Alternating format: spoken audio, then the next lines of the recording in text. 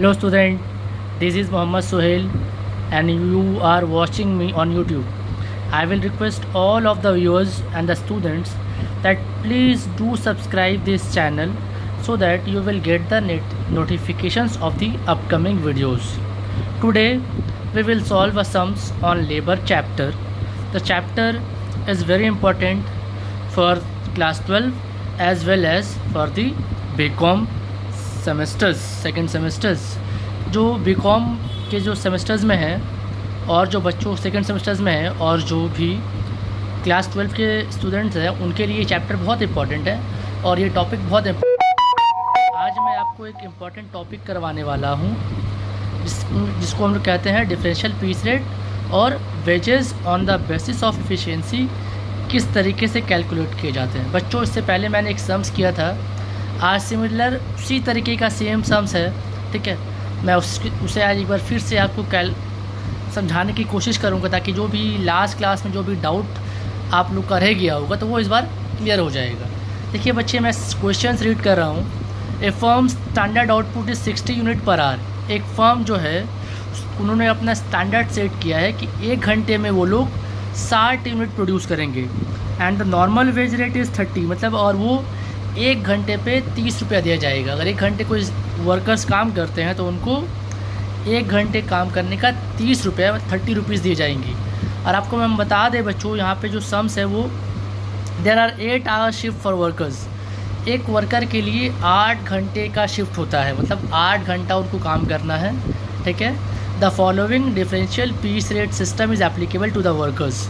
80% piece rate for output below standard. अगर आपने जो आउटपुट बनाया वो जो स्टैंडर्ड आउटपुट है उससे कम रहा तो आपको आपके वेजेस का नॉर्मल वेजेस का 80% पैसा मिलेगा। और अगर आपने उस आउटपुट को स्टैंडर्ड आपका जो प्रोडक्शन वाला आउटपुट है, जो आपने एक्चुअल आउटपुट प्रोड्यूस किया है, वो अगर स्टैंडर्ड आउटपुट से ज़्यादा रहा तो आपको 120% ऑफ द पीस रेट का जो वेजेस होगा वो दिया जाएगा। बच्चों समझ में आया? मान लीजिए यहाँ पे मैं एक बार फिर से आपको समझाता हूँ। अगर 10 रुपये आपको मिलता है और आपका प्रोडक्शन बिलो स्टैंडर्ड है तो आपको फिर 8 रुपीज़ दिए जाएंगी। और अगर आपका आउटपुट अबव स्टैंडर्ड है तो आपको 12 रुपया, मतलब 10 की जगह 12 दिया जाएगा, क्योंकि 120% है। देखिए बच्चे यहाँ पे, ठीक है।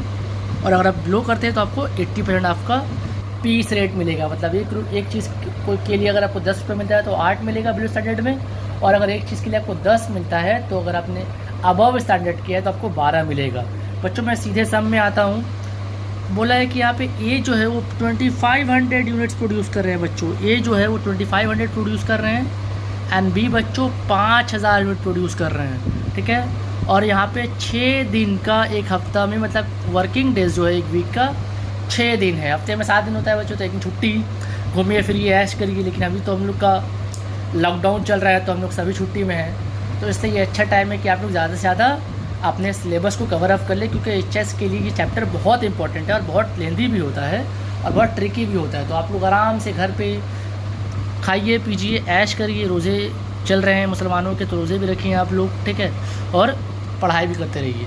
यहाँ पे आपको नॉर्मल पीस रेट निकालने के लिए बोला है बच्चों और टोटल वीकली वेजेस निकालने के लिए बोला है। नॉर्मल पीस रेट बच्चों मैंने लास्ट क्लास में भी आपको फॉर्मूला बताया था कि जो आपको टाइम रेट के बेसिस पे जो मिलता है, टाइम रेट पर आवर कितना है बच्चों उसको लीजिएगा और उसी टाइम 1 घंटे पे आप कितना यूनिट प्रोड्यूस करते हैं उससे डिवाइड कर लीजिए बच्चों, तो normal piece rate per unit जो है वो निकल के सामने आ जाएगा। टाइम रेट पर आवर बच्चों मैं बार बार रिपीट कर रहा हूँ, टाइम रेट पर आवर को लीजिएगा तो उसको डिवाइड कर दीजिएगा स्टैंडर्ड आउटपुट पर आवर से बच्चों, तो आपका नॉर्मल पीस रेट। इस सम में भी देखिए अगले सम्स की तरह, पिछले सम्स की तरह ये 0.550 पैसे ही आए हैं निकल करके, ठीक है। इसके बाद मैंने आपको बताया था कि वीकली वेजेस, सब में क्या बोला है बच्चों, वीकली वेजेस कैलकुलेट करने के लिए। तो बच्चों वीकली वेजेस का फॉर्मूला जो होता है unit produce into differential piece rate से अगर आप मल्टीप्लाई कर लीजिएगा तो ए का वीकली वेजेस निकल जाएगा और बी का similarly unit produce into differential piece rate से आप मल्टीप्लाई कर लीजिएगा तो उनका भी आंसर्स आ जाएगा बच्चों। लेकिन आप यहाँ पे सोचते होंगे कि सर ने डायरेक्टली कर दिया और मुझे बताया नहीं, तो बच्चों आपके लिए एक मैजिक है, हालांकि मैजिक नहीं है, वो फॉर्मूला है। देखिए मैंने यहाँ पे नोट किया है, नोट पे मैंने कैलकुलेशन फॉर इफ़िशियंसी लिखा है बच्चों। इफ़िशियंसी कैलकुलेट करने का फॉर्मूला क्या है बच्चों, एक्चुअल यूनिट आप लेना, उसको स्टैंडर्ड यूनिट से बच्चों डिवाइड कर देना एंड देन 100 से मल्टीप्लाई कर दीजिएगा। देखिए बच्चों जब मैंने मल्टीप्लाई किया, आपको पता है कि एक्चुअल यूनिट कितना है, सब में 2500 यहाँ पे बता दिया है बच्चों, ठीक है ना, यहाँ पे 2500 बता दिया, इसलिए मैंने यहाँ पे वो लिख दिया। लेकिन देखिए यहाँ पे स्टैंडर्ड आउट यूनिट बच्चों 60 यूनिट 1 घंटे पे होता है। 1 घंटे पे हम लोग 8 घंटा काम करते हैं अपने लोग, और अपने लोग एक वीक में 6 दिन काम करते हैं। तो उसको सबको मल्टीप्लाई करने के बाद 2880 आया।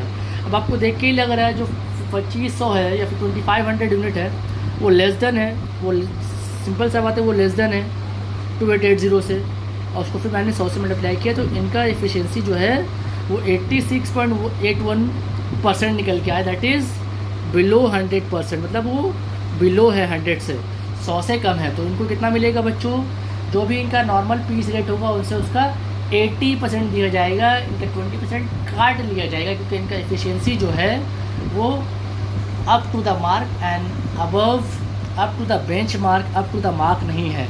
सिमिलरली मैंने बी का कैलकुलेट किया बच्चों, स्टैंडर्ड दोनों को में सेम है 2880, लेकिन इसने 5000 यूनिट प्रोड्यूस किए हैं, और देन मैंने 100 से मल्टीप्लाई किया, तो इनका जो एफिशिएंसी आया है वो 173.61% आया है बच्चों। तो इनको 120% वेजेस दिए जाएंगे। तो बच्चों मैंने वही किया है। 50 जो पैसे है ये नॉर्मल आपका नॉर्मल पीस रेट जो मैंने यहाँ से लाया है, देख लीजिए, और ये 80% क्योंकि इनका बिलो स्टैंडर्ड है सब में, ठीक है बच्चों, और ये 120% क्योंकि इनका अबव स्टैंडर्ड है। इसको मल्टीप्लाई करने के बाद 3000 आएगा, इसको मल्टीप्लाई करने के बाद बच्चों 1000 आएगा। ये रहा आपका सम्स। और मैं आप सभी बच्चों से ये रिक्वेस्ट करूँगा कि प्लीज़ कमेंट करके ज़रूर बताएं कि आपको हम लोग का हमारा ये वीडियो कैसा लगा, और प्लीज़ कमेंट करें ताकि हमें मालूम हो कि हमारी खामी और हमारी अच्छाई कहाँ पे है, ताकि हम उसे ठीक कर सकें। Thank you. घर पे रहे, सेफ़ रहे, सतर्क रहे। धन्यवाद।